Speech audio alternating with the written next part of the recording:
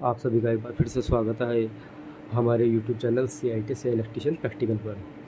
पिछले वीडियो में मैंने आपको कॉन्ट्रैक्टर के बारे में बताया था, इसका दूसरा नाम क्या था उसके बारे में बताया था। अब मुझे ये जानना है कि ये जो इसके साथ में जुड़ा हुआ है ये इसको क्या कहते हैं। तो आज कॉन्ट्रैक्टर का काम ख़त्म है, हम कॉन्ट्रैक्टर को साइड में रख देते हैं। आज हमारा काम सिर्फ इसका है कि ये क्या है, ये कैसे काम करती है और क्या होता है ये। तो अगर मैं इसको उठा करके देखूँ, ठीक है, तो यहाँ पर देखें तो 1 2 3 यहाँ 3 टर्मिनल दिए हैं और इस साइड में दिए 1 2 3 4, इधर 4 टर्मिनल दिए, इधर 3 टर्मिनल दिए हैं। ठीक है, यहाँ पे भी कुछ लिखा हुआ है P1 P2 P3 P4, इसके बारे में भी जानेंगे। ठीक है, यहाँ पे लिखा हुआ भी है R Y और B। इतना मुझे समझ में आ गया कि ये R Y B का मेन सप्लाई देने के लिए है। ठीक है, तो थोड़ा सा इसी के बारे में समझते हैं। तो मैं आपको एक चीज़ बता देता हूँ, इसको जो बोला जाता है इसको बोला जाता है OLR with NONC push button. अब नॉर्मल सी बात है, किसी भी स्टार्टर को चलाने के लिए बटन की आवश्यकता पड़ेगी जिससे आप मैनुअली ऑपरेट करोगे। ठीक है, देखिए अगर मैं आपको दिखाना चाहूँ, ये मेरा इसका कवर है, इस कवर के ऊपर एक ये बटन है और एक ये बटन है। ठीक है, तो इनको कैसे करता, मैनुअली ऑपरेट करते हो। ठीक है, तो ये कुछ ना कुछ तो फंक्शन करते ही होंगे। पीछे की साइड में देखा तो केवल स्प्रिंग लगा हुआ है और कुछ नहीं है। ठीक है, तो अब थोड़ा सा इसी के बारे में बात करेंगे। एक्चुअल में होता क्या है, ये है हमारी ओवरलोड रिले। ठीक है, ओवरलोड रिले है और यहाँ पर हमारा एक NC पुश बटन है, एक NO पुश बटन है।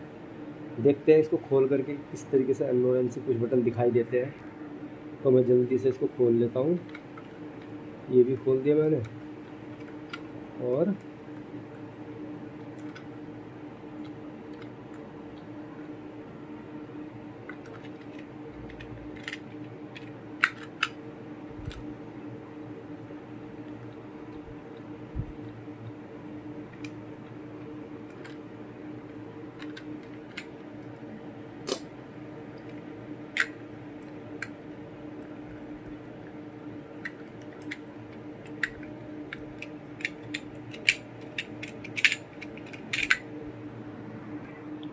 तो अब हमने क्या किया, इसको खोल दिया, कुछ अजीब सा दिखाई दे रहा है। ठीक है, घबराना नहीं है कि क्या चीज़ है क्या नहीं है। पहले जो टर्मिनल थे हमें मेन सप्लाई के लिए देते R Y B, यहाँ पे दिए हैं। यहाँ से जब आप सप्लाई कनेक्ट करोगे तो नॉर्मल सी बात है, वो सप्लाई कहाँ जाएगी, पूरी स्ट्रिप में जाएगी। स्ट्रिप में जाने के बाद में यहाँ पे देखिए, ये देखिए, ये कुछ कोयल सी नज़र आ रही है आपको। ये एक बार जूम करके दिखाता हूँ, ये देखिए, ये कोई कोयल टाइप की है। ठीक है, इसी तरह यहाँ पे है, इसी तरह यहाँ पे है। ठीक है, तो ये एक फेज़ के लिए हो गई, ये दूसरे फेज़ के लिए हो गई, तीसरे फेज़ के लिए हो गई। ठीक है, इसकी वर्किंग में भी बताऊँगा मैं क्या होता है। ठीक है, और एक थोड़ा सा यहाँ पे देखिए आप, इस जगह पे फोकस करना है आपको। ये देखिए, ये जो लगा हुआ है पत्ती सी दिखाई दे रही है मुझे, पर जैसे मैं इस बटन को, ये जो हमारे पास में ये एक पत्ती सी दी है हमें, और जैसे मैं इसको दबाता हूँ, ये देखिए। ठीक है, और इस साइड में भी देखिए कि दूसरा ये भी दिया है।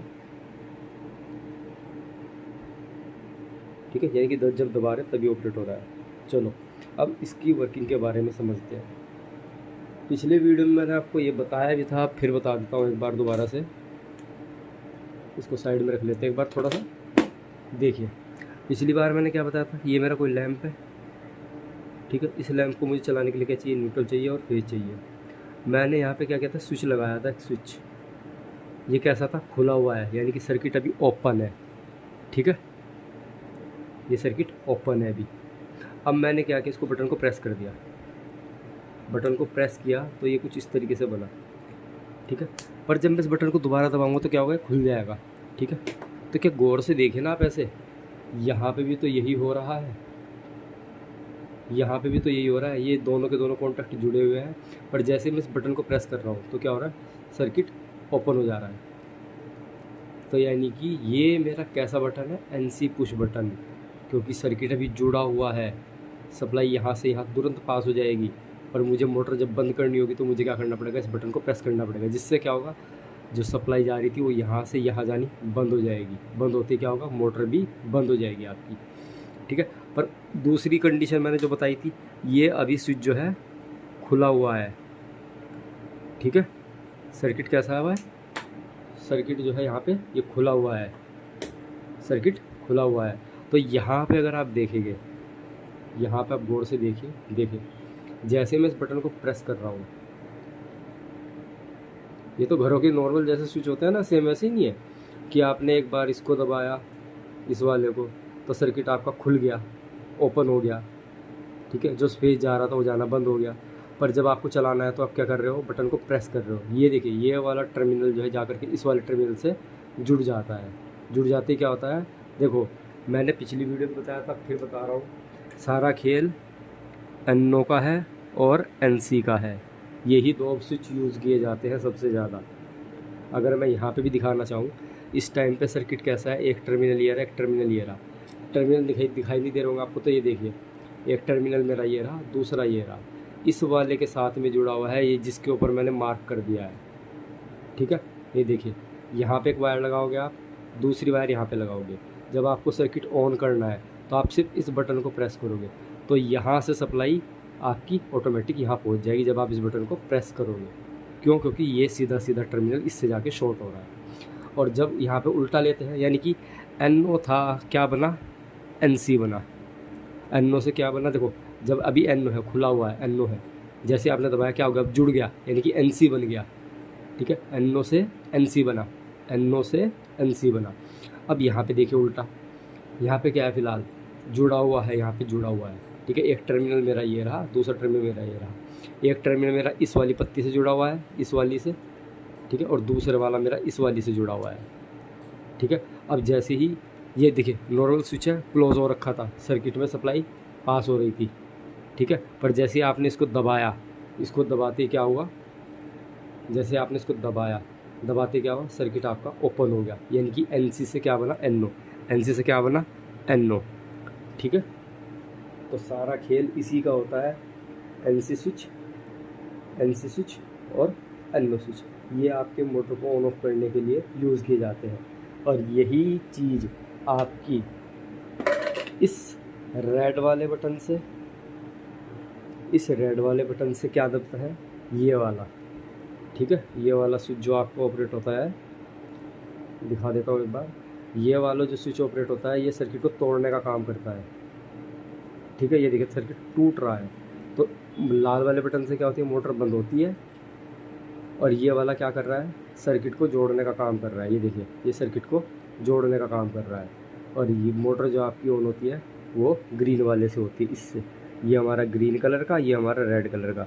तो यहाँ पे भी मैं कह सकता हूँ ये जो मेरा है, ये मेरा है रेड कलर का, और जो ये मेरा है, ये है मेरे ग्रीन कलर का, ठीक है। तो इतना तो समझ में आया कि ये तो स्विच है हमारे जो NO NC है, ठीक है। ये NC है, ये NO है, जो सर्किट को जोड़ने का तोड़ने का काम करता है। अब थोड़ा सा डाउट जो है वो मैं दूर कर देता हूँ। यहाँ पे आपको 1 2 3 टर्मिनल दिखाई दे रहे हैं, पर यहाँ पर आपके 4 टर्मिनल है, 1 2 3 4। इन्हीं के बारे में बात करेंगे। देखो होता क्या है, पूरी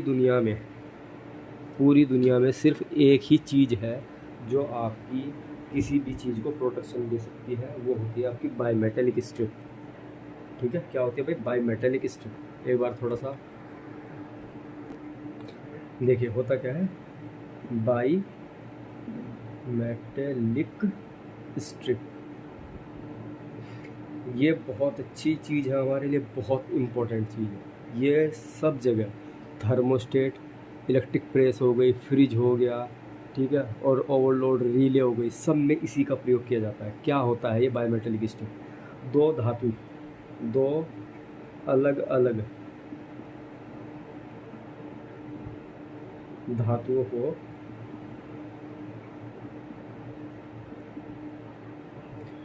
निश्चित अनुपात में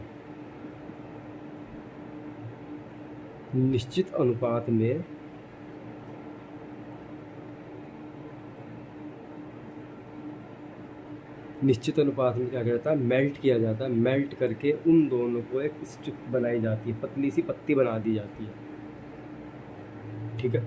इससे बनाने से क्या फ़ायदा हुआ, देखो मान लो कि कॉपर है प्लस ब्रास है, यानी कि पीतल, अब इसका कुछ ना कुछ मेल्टिंग पॉइंट होगा, इसका भी कुछ ना कुछ मेल्टिंग पॉइंट होगा, ठीक है। इन दोनों का मेल्टिंग पॉइंट सबको पता है अलग अलग होगा, पर जब दोनों धातु को मिला करके पिघला करके हमने क्या किया, मिला के पत्ती बना दी, ठीक है। अब इसके अंदर क्या होगा, जिस टाइम आप इसके अंदर हीट गुजारोगे यानी कि इसे गर्म करोगे, तो क्या होगा, जब कॉपर का टेम्परेचर मान लो मेल्टिंग पॉइंट जो है वो कम है और इसका ज़्यादा है, तो नॉर्मल सी बात है, जब ये धातु है तो इसके जो कण होंगे वो क्या करेंगे, जल्दी मुड़ने की मतलब पिघलने की कोशिश करेंगे। पर दिक्कत ये है, जब ये मिला हुआ है तो ये इसको मुड़ने नहीं देगा, ओ मतलब पिघलने नहीं देगा, क्योंकि इसका मेल्टिंग पॉइंट ज़्यादा है, टेम्परेचर की रिक्वायरमेंट ज़्यादा है। तो क्या होगा, नॉर्मल सी बात है, देखो कॉपर हमने अलग नहीं किया है, ब्रास हमने अलग नहीं किया है, दिक्कत यहाँ पे ये आ जाती है, कॉपर के मॉलिक्यूल्स ये थे, ठीक है, और पीतल के मेरे मॉलिक्यूल्स ये थे, एक सेकेंड, पीतल के मॉलिक्यूल्स ये वाले थे, रेड वाले, ठीक है। अब क्या होगा, जब इसके अंदर से हीट जाएगी, गर्म होगी, तो जो कॉपर वाले हैं ये तो अपना काम करेंगे ही करेंगे, इनको क्या करना, मेल्ट होना है, मेल्ट होने के लिए पिघलना है, तो पिघलने के कारण के क्या होगा, जो इनके बीच में फोर्स लगा हुआ है वो टूटने लगेगा, बॉन्ड जो बना हुआ है वो ब्रेक होने लगेगा। तो उससे क्या होगा, ये जो है थोड़ी सी, अगर मान लो इस तरीके से एक पत्ती बनी हुई है और इस पर 5 मॉलिक्यूल्स तो हैं आपके ब्रास के, और इनके बीच में कुछ लगे हुए हैं कॉपर के नीले वाले, ठीक है। तो नीले वाले और रेड वालों के बीच में क्या होगा, नॉर्मल सी बात है, जब इसके अंदर की प्रॉपर्टी तो नॉर्मल है कि भैया इसको तो गर्म होकर मुड़ना है, पिघलना है, तो क्या होगा, ये बाहर की ओर फोर्स लगाएंगे, पर ये क्या करेंगे, लाल वाले इसको रोकेंगे। तो इससे क्या होता है, दोनों का डिस्टरबेंस की वजह से ये पूरी पत्ती जो है पिघल नहीं पाती। जब पिघल नहीं पाएगी तो क्या होगा, इसके अंदर क्या हो जाता है, जो कॉपर वाले एलिमेंट है वो सारे के सारे बाहर निकलने की कोशिश करते हैं, पर पीतल वाले रोकते हैं उसको। तो इससे क्या होता है, ये जो पत्ती बनती है ये मुड़ने लगती है। जब ये मुड़ने लगेगी, इसी प्रॉपर्टी का फ़ायदा हम लोगों ने उठाया, ठीक है, और क्या बनाया, मेटल की इसी प्रॉपर्टी का हमने फ़ायदा उठा करके क्या बना दिया, बाई मेटेलिक स्ट्रिप बना दी। अब इसकी प्रॉपर्टी ये हो जाती है, जब आप इसे गर्म करते हो, हीट देते हो इसको, आप यहाँ पे हीट दोगे, ठीक है, तो हीट देने से क्या होगा, ये पत्ती ना तो पिघल पाएगी ना ही फिक्स रह पाएगी। इसके अंदर क्या प्रॉपर्टी आती है, मुड़ने की, ये मुड़ने लगती है, ठीक है। तो यहाँ पे भी यही काम किया गया है, क्या, यहाँ से आपने फेज डाला, यहाँ से फेज देख सकते हैं आप कहाँ गया, सीधा इसके ऊपर एक तार लपेटा हुआ है, इस तार के ऊपर से जाएगा। नॉर्मल सी बात है, हीटिंग कोयल बनाई है ये, इसके बीच में पत्ती है, ठीक है। तो क्या होगा, ये पत्ती हल्की फुल्की मुड़ने की कोशिश करती है। जब ये मुड़ती है, जब इसके अंदर से करंट सप्लाई पास होती है, तो इसको करंट, जो वायर थी ना, ये इस वायर से सीधा सीधा यहाँ से वायर लेकर के ये जो टर्मिनल था इसका नीचे निकाल दिया, एक तो यहाँ पे आ गया ये, दूसरे वाला यहाँ पे आ गया, और तीसरे वाला ये आ गया, तीनों यहाँ पे निकल गए, RY भी, ठीक है। ये चौथा भी बाद में बात करेंगे इसकी। तो तीनों की तीनों क्या किया, इन बायोमेटेलिक स्ट्रिप के ऊपर कोयल लपेट करके सप्लाई इसमें से बुझाई जाती है। तो होता क्या है, मान लीजिए 1 एम्पियर करंट से 1 डिग्री टेम्परेचर बढ़ रहा है, मान लीजिए, ठीक है, और आपकी मोटर को हमने उसी टेम्परेचर पे सेट किया हुआ है कि भैया जब एम्पियर की करंट जाएगी तो 1 डिग्री सेंटीग्रेड ही टेम्परेचर बढ़ना चाहिए। जब इसके अंदर से मशीन ओवरलोड होगी तो क्या करेगी, करंट ज़्यादा लेगी, तो 2 एम्पियर जाएगा, 3 एम्पियर जाएगा, ठीक है। तो इससे क्या होगा, जो ये हमने स्ट्रिप लगा रखी है इसका टेम्परेचर राइज होना स्टार्ट होगा, इसका भी मान लो 2 बढ़ गया, यहाँ पे 3 बढ़ गया। तो इससे क्या होगा, वही प्रॉपर्टी बायोमेटेलिक स्ट्रिप की गर्म किया, ये मुड़ गई। मुड़ने से क्या होगा, मुड़ने से थोड़ा सा एक चीज़ देखेगा आप, मैंने यहाँ पर इस पत्ती के साथ में ये प्लंजर लगा रखा है जिसके ऊपर मैं मार्क करूँगा। एक ये देखिए, ये वाला, ये देखिए, एक ये है, एक ये है, और एक ये है, ठीक है। ये तीनों के तीनों फिक्स है, एक साथ जुड़े हुए हैं। इस टाइप की पत्ती बना रखी है हमने, ये इस टाइप की पत्ती है, ये ई टाइप की, इस तरीके की पत्ती हमने इस्तेमाल की है, प्लास्टिक की है, ठीक है। तो इससे देखिए, अगर कोई सी भी फेज़ में से ज़्यादा करंट जाने की कोशिश करेगी तो बायोमेटल की स्ट्रिप एक ये है, दूसरी ये है, तीसरी ये है, कोई सी के ऊपर, किसी एक के ऊपर भी अगर प्रेशर पड़ेगा तो वो क्या करेगी, इस प्लंजर के ऊपर फोर्स लगाएगी, जो नीचे प्लंजर लगा रखा है इसके ऊपर फोर्स लगाएगी। मान लीजिए ये वाली बी वाली पत्ती मुड़ने की कोशिश करती है, तो देखिए क्या करेगी, यहाँ पे देखना है आपको, जो ये NC पुश बटन था यहाँ पे देखना है आपको, यहाँ फोकस करना है। तो मान लीजिए ये वाला फेज अगर हमारा ओवरलोड होता है तो देखिए क्या करेगा ये,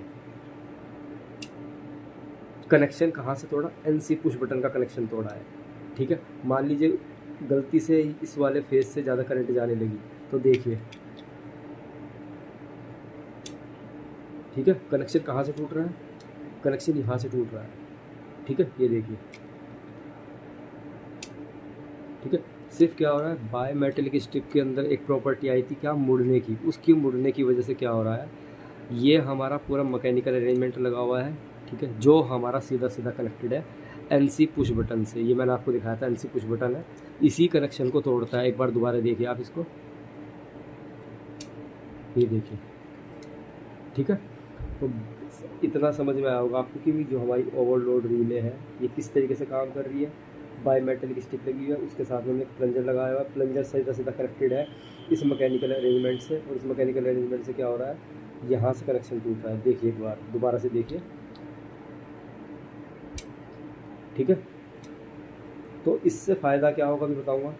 ठीक है, तो इससे ये है कि हमारे अगर गलती से आर वाई बी किसी भी एक फेज में से कहीं से भी अगर करंट ज़्यादा जाती है मशीन के ऊपर, तो ये बायोमेटल की स्टिक क्या करेगी, इस प्लंजर, इसको एनसी पुश बटन जो है इसको ब्रेक कर देगी। इसे ब्रेक करने से क्या होगा, जो फेज सप्लाई आपकी आगे जा रही थी वो जानी बंद हो जाएगी। जब फेज सप्लाई जानी बंद हो जाएगी तो क्या होगा, तो आपकी मोटर जो है चलना बंद हो जाएगी। ठीक है, तो इस तरीके से क्या होता है, बायोमेटेलिक स्ट्रिप आपकी काम करती है। ये थर्मल ओवरलोड रिले बोला जाता है।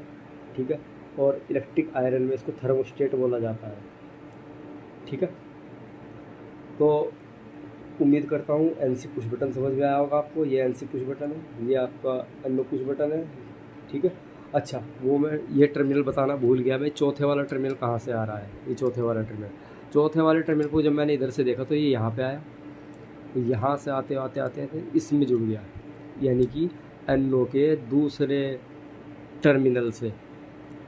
ठीक है, ये क्यों जोड़ा जाता है, ये हमें होल्डिंग की आवश्यकता पड़ती है, तो इसलिए हम क्या करते हैं, होल्डिंग सप्लाई का यूज़ करने के लिए हमें ये टर्मिनल की आवश्यकता होती है। इसीलिए यहाँ पे इन्होंने आर वाई बी के निकाल दिए, और एक ही जो है ये ऑक्सिलरी कॉन्टैक्ट बोला जाता है।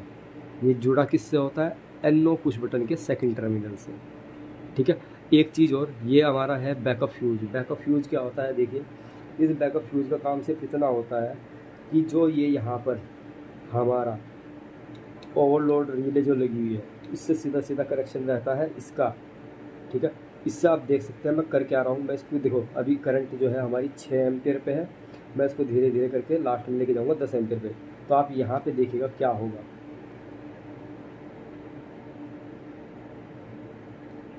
जो ये वाली पत्ती है, ये वाली पत्ती जो है इसका डिस्टेंस मेंटेन हो रहा है। एक बार मैं दोबारा दिखाता हूँ आपको, कम करके दिखा देता हूँ आपको, ये देखिए।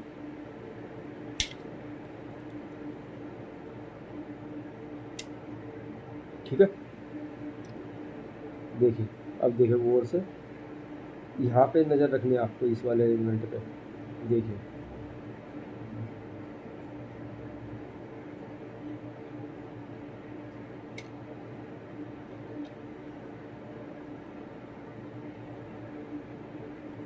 इससे क्या हो रहा है, सिर्फ आपका जो है, देखिए ओवरलोड रिले दिखा देता हूँ मैं आपको एक बार, इससे होता क्या है एक्चुअल में।